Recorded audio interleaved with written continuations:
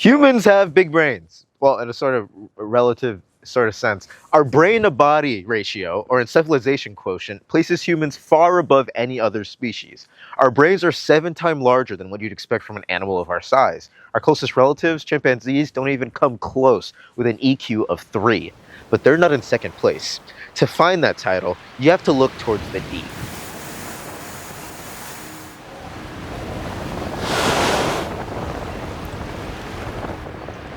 Whales and dolphins have an EQ of 5, outcompeting the rest of life on our planet. Their complex and highly developed brains are very different, yet still comparable to our own. They seem to challenge our understanding of intelligence, and this makes looking back on our shared history all the more chilling.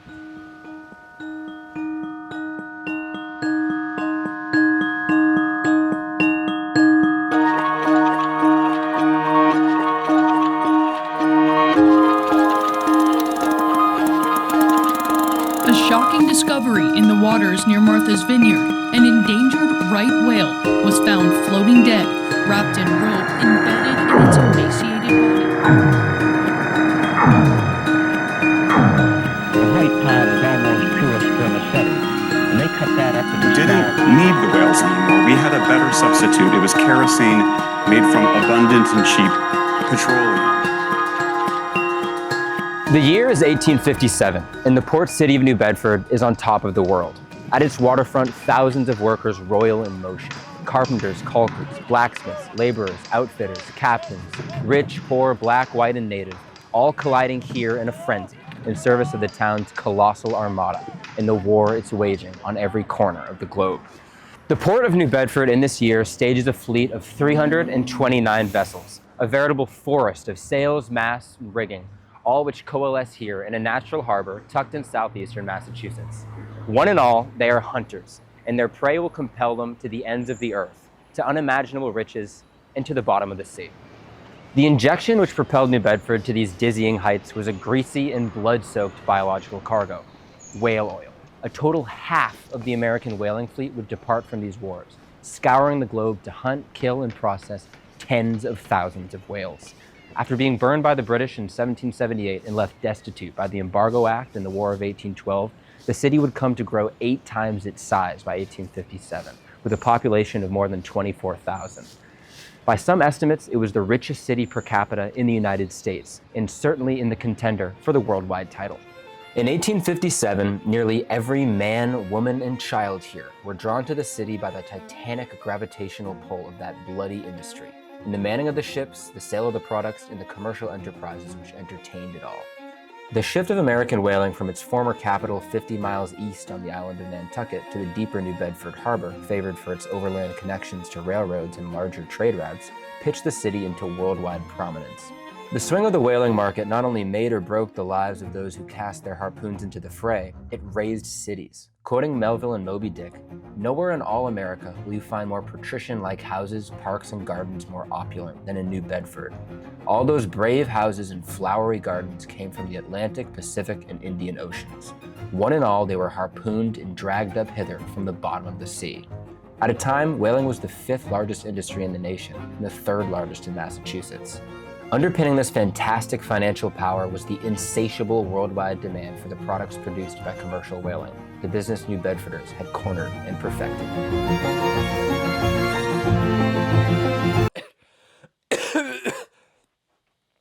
What? Let's take a step back. What made whaling, this strange and complex worldwide hunt, so monumentally profitable? Part of what made whaling so commercially viable is that there was a myriad of uses for a myriad of different parts of the whale. There were 4 chief products. Most ubiquitous was whale oil. In an age before kerosene and the electric light, the oil rendered from the blubber of whales produced the cleanest, most brilliant flame, of which sperm whale oil was the best. Whale oil is extracted from the blubber of the animal through the trying out process, essentially boiling it away.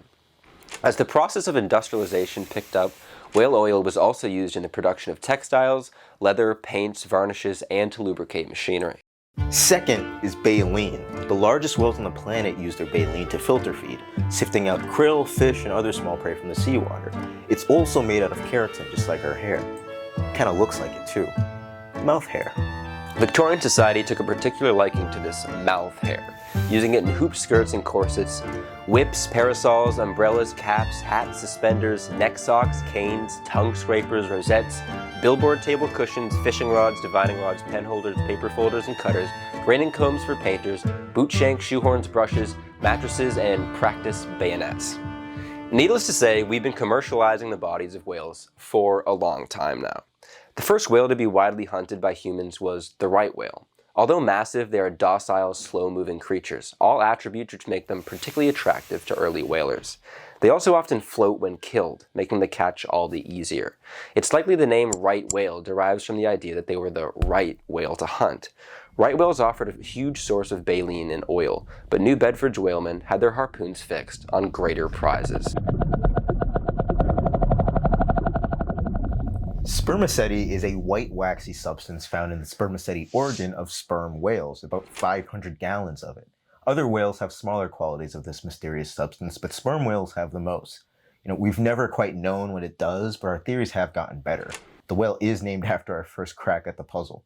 We don't really know its function, but there are theories that it might help with buoyancy or echolocation. We aren't sure, though humans have certainly found possibly too many uses for it. Chiefly, spermaceti was renowned to produce the brightest and cleanest candles. Beyond this, it was also used as medical remedy for things such as dry skin, asthma, discomfort after childbirth, a frankly dizzying amount of different ointments, look it up, and even as a cure for breast cancer. Jury's still out on if that works.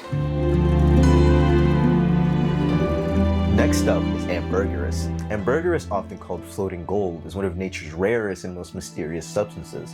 It has captivated the imagination of perfumers, sailors, and scientists for centuries, but what exactly is ambergris? It's more or less the byproduct of a whale's indigestion.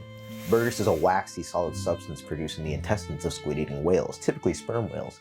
The beaks and other hard parts of squid are difficult to break down, so they'll typically just regurgitate these bits back into the ocean. But that's not ambergris. On rare occasions, they'll make their way to the intestines, which is an uncommon yet bad day for the whale.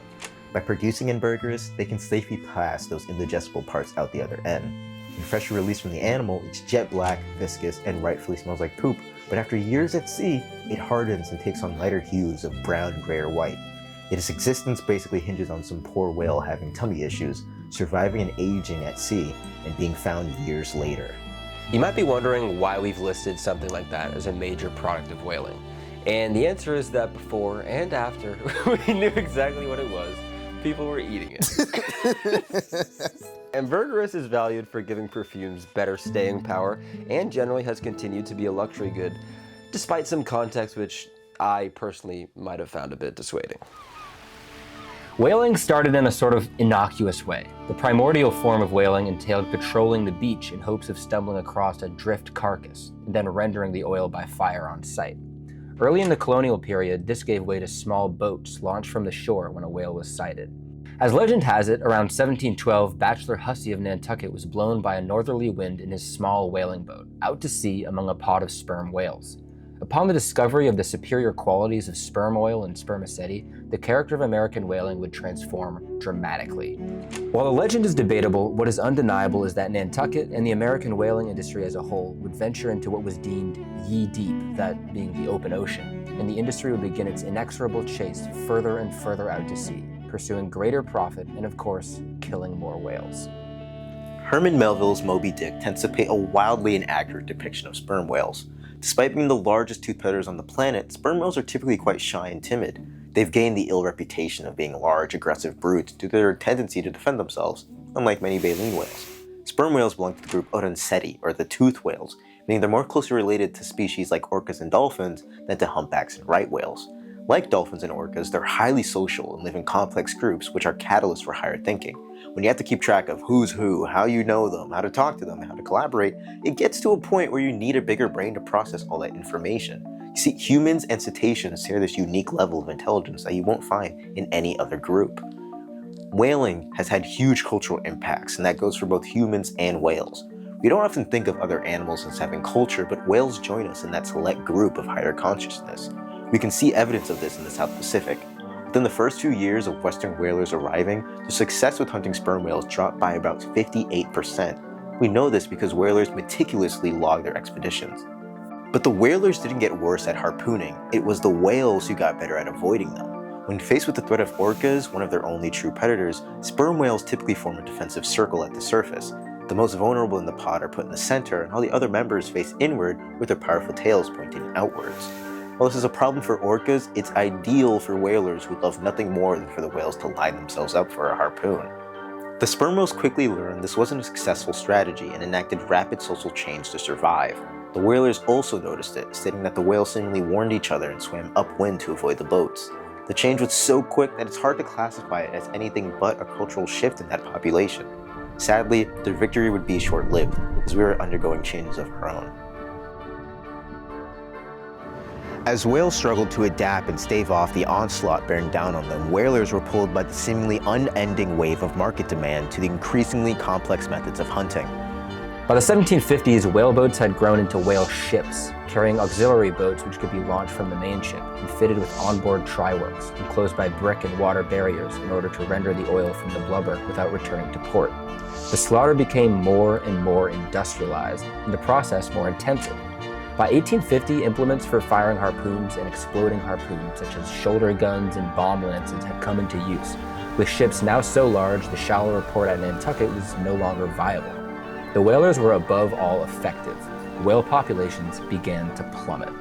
Interestingly, the unique cultural shifts observed in whales responding to the continued attacks on their lives occurred in tandem with unique cultural shifts on board the ships which so relentlessly pursued them. As the bullish market for whale products and oil pushed whale populations closer and closer to the brink, whalemen were dragged further and further away from the society they labored to illuminate. As the former abundance of whales in the near-in regions to the Atlantic seaboard became scant, entrepreneuring whalers were forced to increasingly disparate corners of the globe.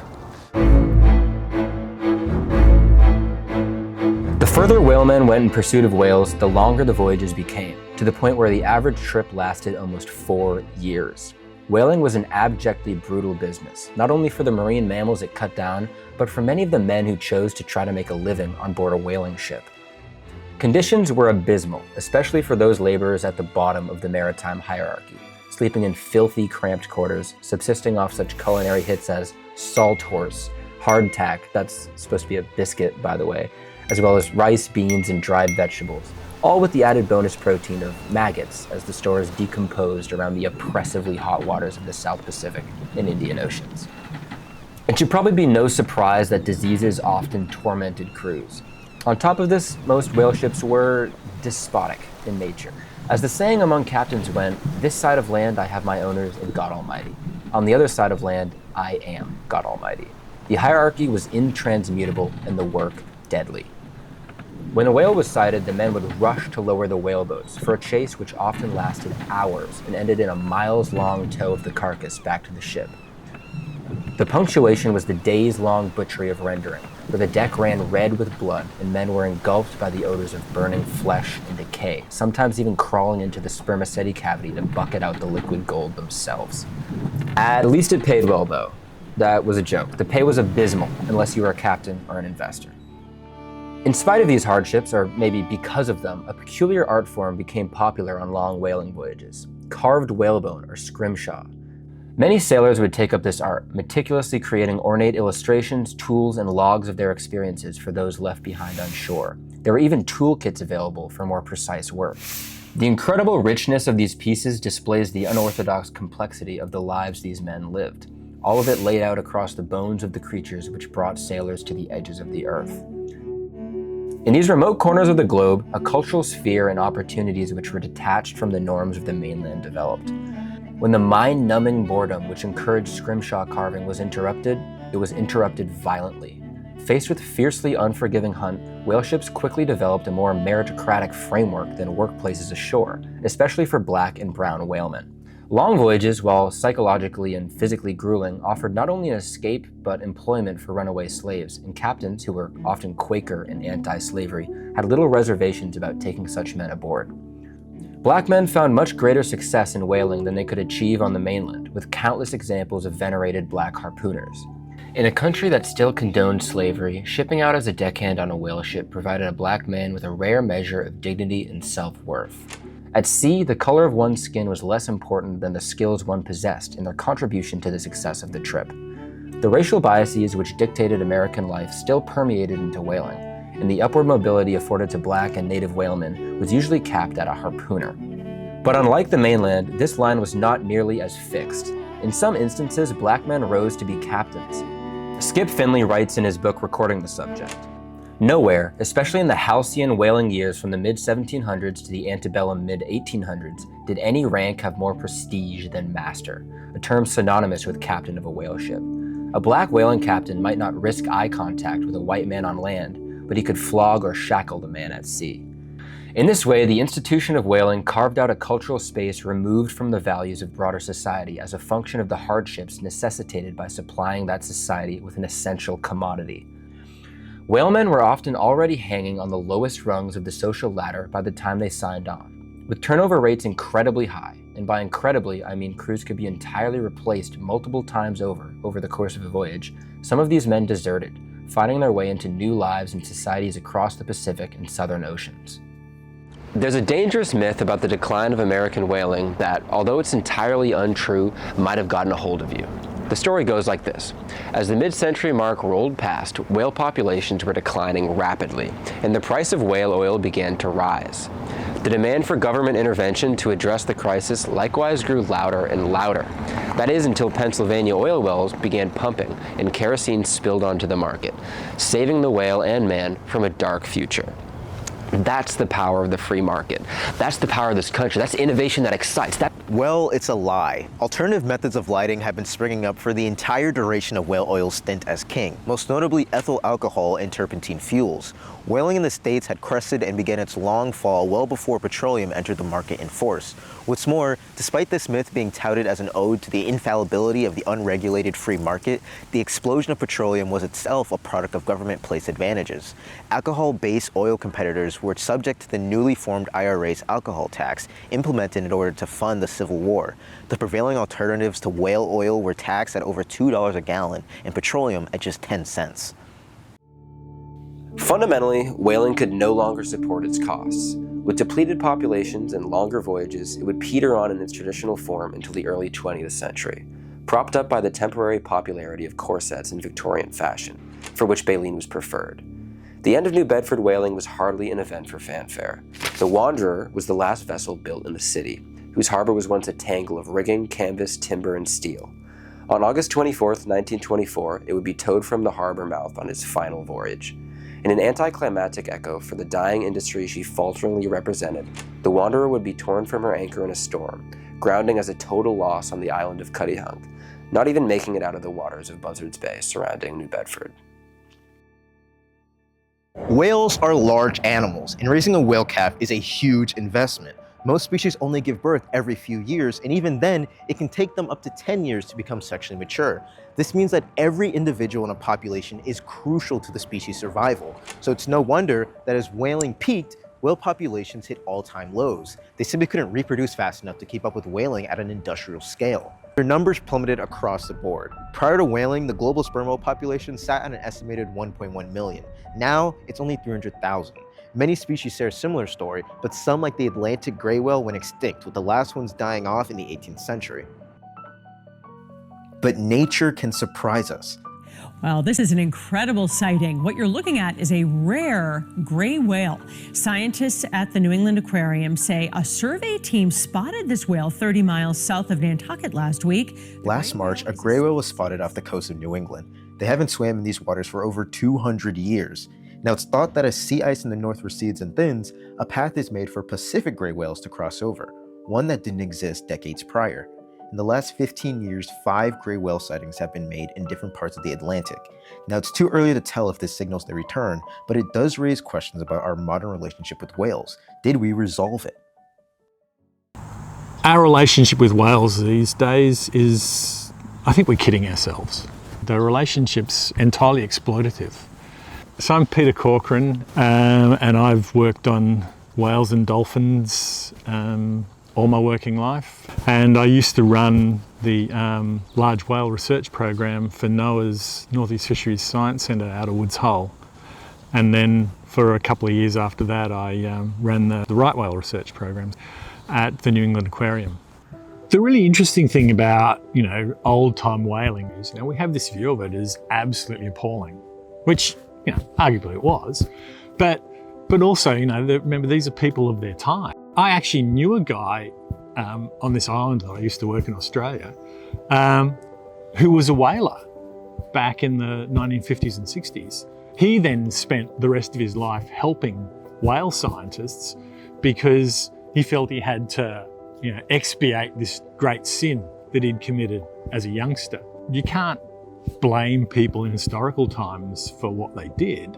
What we can do is look at it and compare it to now. The International Whaling Commission put a ban on commercial whaling in 1986. Whilst it was a huge win for conservation, whales still face significant challenges in the 21st century. Amid the noise, work, and stench of flinching, no one remembers that the sperm has the largest brain of any animal, that it probably dives deeper than any other mammal, that it leads a complex social life, of which we know very little so far. Most people know industrial whaling continues to this day in Iceland, Norway, and Japan. These modern operations are mechanized and brutally efficient, and are at risk of expanding. Japan left the International Whaling Commission in 2018 and has since resumed the hunt. While the majority of the world may have stopped directly killing whales, threats like entanglement, vessel strikes, noise pollution, and so many more make bouncing back a difficult thing for whales. One species, the North Atlantic right whale, has had a particularly rough time. Currently, there is thought to be around 360 individuals, of which 70 are breeding females. They are truly on the cusp of extinction. Entanglements can mean whales take months to die, and they're in agony the whole time. It's appalling. And what we're not doing is looking at ourselves and going, wow, we make the old-time whalers seem reasonable, and we don't have the excuse of not knowing better. I, like many of you, assumed the days of whales dying at human hands off the coast of New England to be a thing of the distant past. But in some key ways, that relationship has not healed. North Atlantic right whale numbers crept up from the brink of extinction in 1970 and are now in free fall again. We know why and how noise pollution and entanglement in fishing gear is causing this, and we know how to transition the economy is causing the extinction to be less harmful. NOAA, where Dr. Corkington previously worked to document and study this decline, is a fisheries organization. Even among our institutions most invested in the welfare of these species, commercial interests come first. Currently, the fishing industry is trying to make a shift towards ropeless gear. While it's a solution to entanglement, it doesn't solve our core issue with right whales.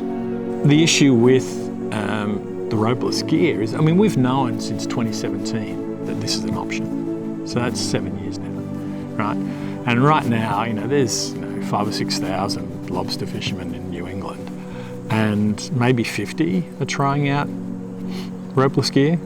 And everyone's focusing hard on the technology and getting all that right, and no one's focusing on the social issues about uptake and how can we get to the point where this industry embraces that they need to change the way they operate in order to solve this problem. And this is where, a technological solution to a social problem is fraught with risk. And there's no guarantee that the way things are going, everything's going to happen in time to save North Atlantic right whales. Whaling was a unique cultural flashpoint in American history. It brought disparate groups of people together, often those shunned by society, and gave them both immense opportunity and suffering. It burnt briefly and brilliantly, a flash of money, power, and innovation which faded into the annals of our history. But this isn't the true story of whaling. While the port of New Bedford is quiet, it's not silent. The fishing vessels based here and the miles of rope and cord engaged in modern commercial fishing make a clear, unmistakable lineage between us and our ancestors. And just to clarify, we're not blaming New England fishermen for the plight that's happening to right whales. You can never blame somebody for trying to make a living. The problem is systemic, and it stems from a complete cultural apathy towards these sorts of issues. A cultural apathy that you can work to correct. We place our environment and the animals with which we share it into a category removed from ourselves, separate from the systems of morality we use to give our lives meaning. First we assert we aren't animals, then animals can be reduced to commodities. The brutality of this slaughter was franchised by the idea that it was essential. With accountability to anything beyond the pursuit of capital innately viewed as secondary, anything can be viewed as not just an essential evil, but just essential. The genius of the petroleum industry didn't save the whales, and the genius of the tech sector won't save the planet from the petroleum industry. The public sympathy towards whales seen worldwide beginning in the 1970s has not marked any meaningful change in the idea of our own infallible supremacy over the environment. Coexistence is viewed only as something to strive for as we continue to barrel towards total ecological collapse. The truth is, if we chose to accept ourselves as part of a natural system larger than global extractive capitalism, these issues we painted as inherent and struggled to mitigate would be absolutely simple to address. But the problem's purely technical. I mean, if we had the will to solve it as a society, solve it tomorrow.